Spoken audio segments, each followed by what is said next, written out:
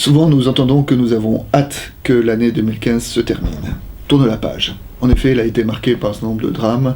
Nous pensons évidemment aux attentats, les attentats du mois de janvier et du mois de novembre, mais aussi à la crise migratoire, à la guerre en Syrie qui continue, aux drames du Moyen-Orient, aux difficultés économiques.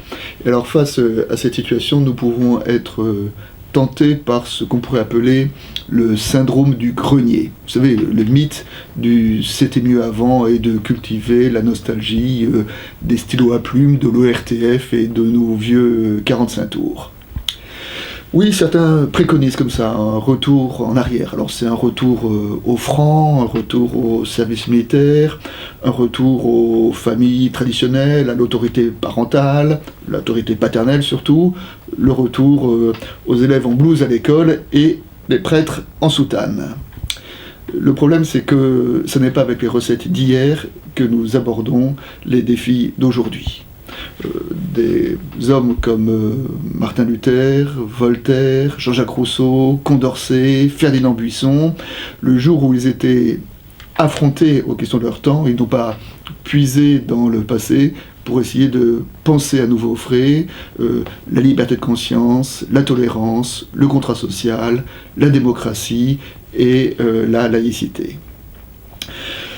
Face à cette nostalgie, le syndrome du grenier, je voudrais, pour l'année qui vient, évoquer un autre thème. Cet autre thème, c'est la grâce des commencements.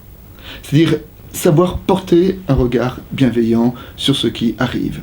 Le propre de la démarche spirituelle n'est-elle pas justement d'essayer de retirer du bien de tout ce qui advient ?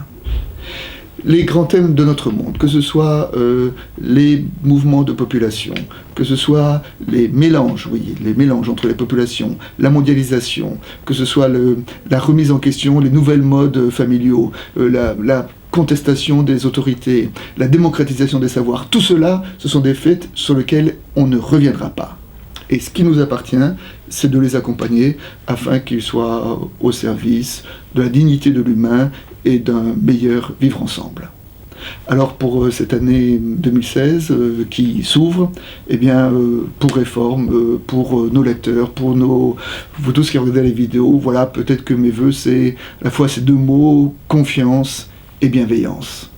Et pour vous, cette parole de l'Évangile, ayez du sel en vous-même et soyez en paix les uns avec les autres.